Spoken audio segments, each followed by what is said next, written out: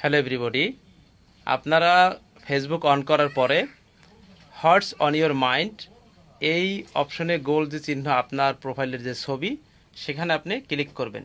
Click করার পরে scrolling করবেন। স্ক্রলিং করে আপনি একটু নিচে নামবেন। নিচে নামার পরে আপনার যে কোনো একটা ভিডিওর সি ইনসাইটস অ্যাড, এই সি ইনসাইটস অ্যাডে ক্লিক করবেন। অ্যাডে ক্লিক করার পরে আপনি একটু স্ক্রলিং করে নিচে নামবেন। স্ক্রলিং করে নিচে নামার পরে আপনার যে ভিডিওর প্র্যাকটিস আছে, যে এটা হলো প্র্যাকটিস, ভিডিওর যে বেস্ট প্র্যাকটিস, এটা ক্লিক করবেন সি ওয়ালে ক্লিক করার পরে আপনার এখান থেকে আপনি দেখতে পারবেন যে আপনার ভিডিওর কোয়ালিটিগুলো সব ঠিক আছে কিনা। তো এখন একটু স্ক্রলিং করে নিচে নামেন।